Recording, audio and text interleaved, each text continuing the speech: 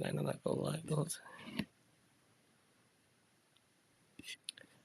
Okay, now I'm not sure if now it's saying live. I just did a whole presentation and thought I was live, and I don't think I was, guys. So let's start.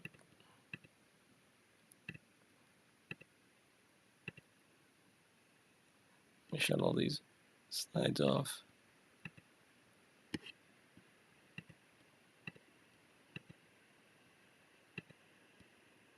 Just give me a second to get this situated for you guys. Let me see. So what happens when you go live? Things don't go exactly as you planned.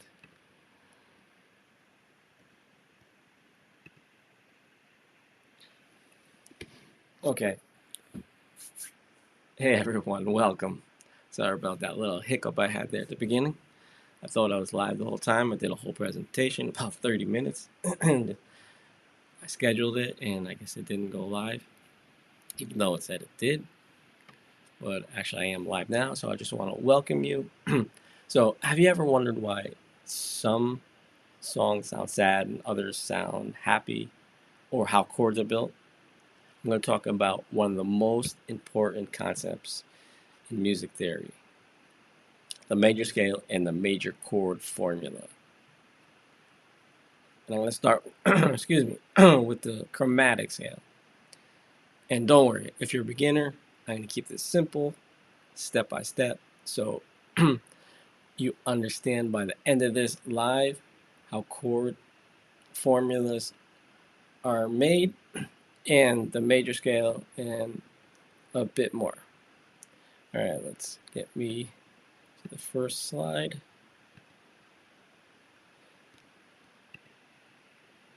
Okay, here is the chromatic scale. Excuse me. This is where all 12 notes originate in guitar. You have 12 notes. I know looking at this probably looks overwhelming, but all I want you to remember is the 12 notes, the name, the chromatic scale, and it has 12 notes in it. That's it. I will come back to this, but I just want you to remember that for right now. The chromatic scale, the name, and it has 12 notes. So now what we're going to do, we're going to take some of the notes from the chromatic scale, because that's where every chord and note originates, is from this chromatic scale, these 12 notes. So I'm going to take 7 of these notes, make a diatonic scale, which means a major scale.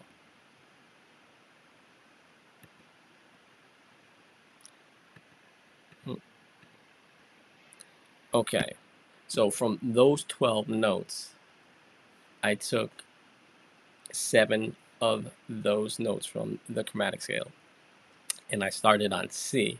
So we have C, D, E, F, G, A, B, and C. This is just an octave of this. And what does octave mean? In this case, it just means it's 8 notes higher than this note.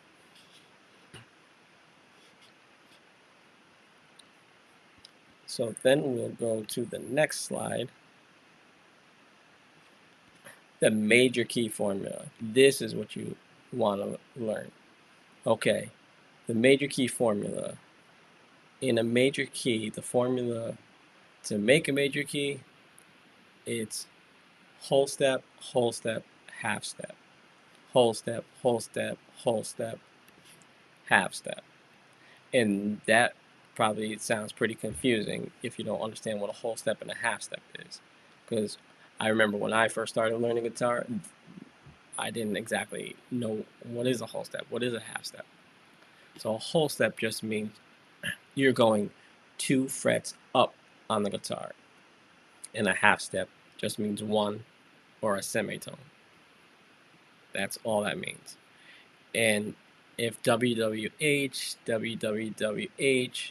seems confusing for you beginners, which kind of did for me too when I first started learning this. So what I did, what I always try to do with everything is make things even simpler, what the teacher taught me.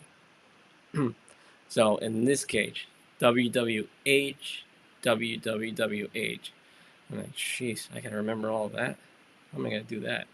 So what I did, I said, okay, I see two W's there and an H. And I see three W's and an H. That's a lot easier to remember than WWH, WWWH. I don't know why they taught it me that way, but it didn't break it down even more. So I reduced it down to two W's and an H and three W's and an H. Because my comprehension back then was terrible. So I even do it now. I find any way to make things simpler, especially now that I'm teaching beginners and intermediates. I like to make it as simple as possible so you can progress as fast as you can. So now, after you learn that, then you start learning what the chords are in the formula. But first, let me go back to that last slide. I think it'll help you out. This slide here. So how do you build a major or a minor chord? So in a major chord, you have what's called the root, the third, the fifth, or the first, the third, and the fifth. It sounds complicated, or maybe for you it doesn't sound complicated. But all it means is you're taking that first note, you're skipping the second note, and you're playing the third note, skipping the fourth, and playing the fifth. So you have C note, an E note, and a G note. That's what makes up a C major chord. C, E, and G. Now, you may be wondering, okay, that's how it works for a major chord. How does it work if you're doing a minor chord? In this case here, it'd be D, F, A. You're skipping every other note. That's C, E, and G was a major. D, F, A just happened to be a minor. And I'll explain that I think it may be the next slide or a slide coming up, how that works exactly. So you have the root. Anytime you hear root or the first, it means exactly the same thing. The root just means it's the name of that chord. So if you're trying to learn what's the root of C major, it's the C note. D minor, it's the D note. E minor, it's the D note. That's all root means. It just means the one.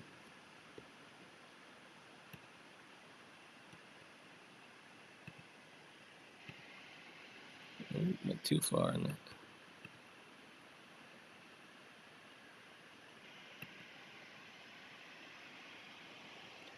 I showed you that. Okay. So here, I want to show you, this is the order of what the major, minor, and diminished chords are.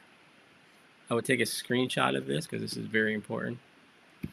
If you are like want to play your own songs, or if you're playing in a band and they say, okay, we're playing a 1-4-5 in the key of C major. Here's C major, there's the 1, F, there's the 4, G, there's the 5. Or we're playing the 1-6-4-5, C and C. 1, 6, 4, 5. Because there's degrees right under it. Those are called degrees. 1, 2, 3, 4, 5, 6, 7. Those are called the degree. That's the first degree of C major, second degree, third degree, fourth degree, fifth degree, sixth degree, and seventh degree. The great thing about this, again, this works in every major key. This is the order of it. C, D minor, E minor, F, G, A minor, B diminished. When I say order, I just mean the major and minor and diminished, not the actual note names. Because if you're in G, it would be G, A minor, B minor, C, D, E minor, F sharp minor. And that's where it changes. That's where you got to know the whole and half steps, because there's an F sharp at the end there, not an F for the whole and half steps. The 2 W's and the 1 H and the 3 W's and the 1 H. You'll learn that, and then you'll be able to learn how to build keys as well. So take a screenshot of this so you know that is the formula. And then I'm going to break it down even more to make it simpler, just in case you're still a little confused. So anytime you have a major key, a 1, the 4, and the 5, in any major key you're in, C major, G major, B flat major, E flat major, as long as it's a major key, the 1, 4, 5 is always going to be a major. And if you're wondering about the minor, the 2, 3, and 6 is just always minor. So in the 7th is always diminished. Diminished, it's not in much, so we won't really get into that. Just get into the major and minor chords for you guys. Once again, the 1, 4, 5 is always major in a major key. The 2, 3, 6 is always minor. So I love breaking it down and making it as simple as possible for you. So take a screenshot of that. I'll give you a sec. All right, I'm gonna go to the next slide. And then here is C major chord formulas. And like I was just talking about, here are the notes in each major and minor chord and diminished. So you got C major, you have the C, E, and G, the D minor, you have the D, F, and A, the E minor, E, G, and B, the F, you have the F, A, and C notes, G, you have the G, B, and D, A minor is the A, C, and E, B diminished, you have the B, the D, and the F. And each one of these, that's the 1, or the root, the 3rd, 5th, the root, 3rd, 5th, the root, 3rd, and 5th, root, 3rd, 5th, the root, the 3rd, the 5th, the root, the 3rd, the 5th, the root, the 3rd, the 5th. And then here, C, E, and G. If you wanted to make that C major a minor, you would have C flat 3, which so that you would flat the E would be the E flat G. If you want to make this major a minor, it'd be F A flat C. And then the G, if you want to make this a G minor, it'd be G B flat D. That's why it's good to remember all 12 notes, but I want to make this as simple as possible. That's why I just showed you the 7 notes in C major, because there's no sharps, no flats. It's easy to remember: C, D, E, F, G, A, B, C. I love making things as simple as possible and easiest for you to learn, so you progress as fast as you can. If you have any questions, put them in the chat. I can't look at it right now, but I would love to know any feedback you have. And then here's the chord triads. What I just showed you, those notes, those 3 notes, that's what equals a triad. Tri meaning 3. So C, E, G, the D, F, A, the E, G, B, the F, A, C, G, B, D, A, C, E, B, D, F. And you're like, oh my God, what's all that? I was just reiterating what we just talked about, or what I just talked about in the last slide there, just the notes in each of these chords, which is, they're also called triad because it's 3 notes. And then if you play a C major, say, bar chord, it's not a triad. This is where, when I first started playing, it got a little confusing because I'm like, okay, this is a C major bar chord, but that's more than 3 notes. The thing is, technically, yes, it's more than 3 notes, but it's the same notes. So you have C, E, G in there and C, E, G in there. They're the same notes, but they're repeated, I guess is the best way to say it. So that's what tripped me up a little bit when I first started. I'm like, okay, this is more than 3 notes. How is this just a C chord? But it's because you're playing C, E, and G on different strings. It's all C, E, and G. There's no more notes than C, E, and G and a C major chord. Whether it's a C major bar chord on the 6th string or the 5th string, it's still C, E, and G in that chord. So I hope that broke it down for you, just in case you may have had that same question.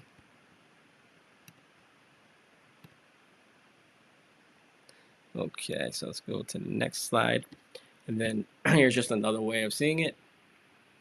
The 1st degree C, 2nd degree D minor, 3rd degree E minor. I know I may be repeating this stuff, but I want to repeat it. So, repetition is the mother of skill. The more you repeat it, the more you do it over and over and over again, the better you get at it. I just want to ingrain it in your mind how these work. The 4th degree is F, the 5th degree is G, 6th degree is A minor, and the 7th degree is B diminished. The 7 chords built from the C major scale.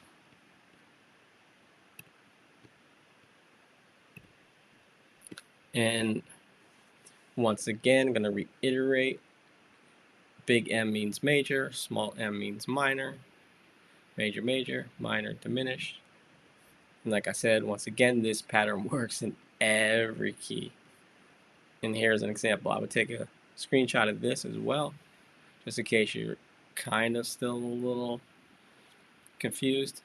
Got C major, D minor, E minor, F, G, A minor, B diminished. So just memorize this pattern. You know, major, minor, minor, major, major, minor, diminished. Or the easier way that I just taught you is 1, 4, and 5 is always major.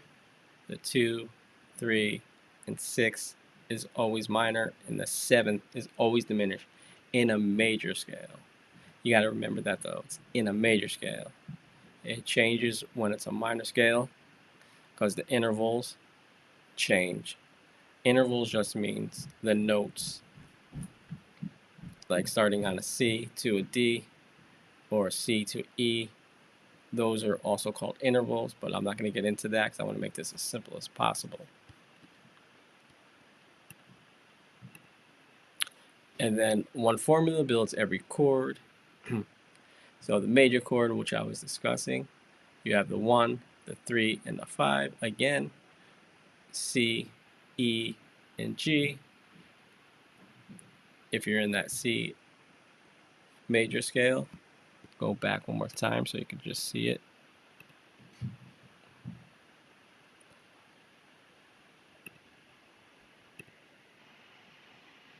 Right here, you have the root, the 1, the 3, and the 5. And then that it was showing a minor. You would have the 1. That 3 would be flatted. So it would be C, E flat, G. So it would go from a C major, it would be a C minor.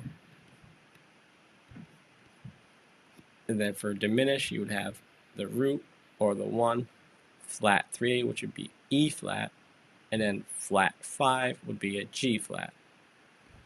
But you don't really have to worry about that chord too much diminished unless you really want to, but I figured I'd just throw it in there just in case you wanted to learn that as well. And I believe that is the last slide. Let me just check.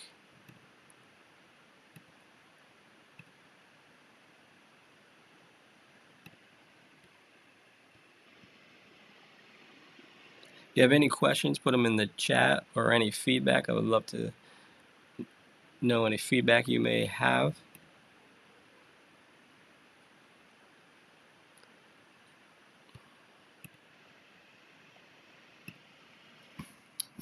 I hope that helped you out, learning a little more about the C major scale, the chromatic scale, how chords are built, major and minor chords, and the formula for a major scale, because that's very important. Like I said, if you ever want to start making your own songs, or when you start playing with other bands and they're like, oh, it's a 1-4-5, it's a 1-6-4-5, whatever key they're in. So I hope this helped you out. I enjoyed helping you learn. If you haven't yet, make sure to hit the bell, subscribe for more lives, or anytime I go make another video or shorts, I'd love to have you on. Everyone take care, and I'll see you later.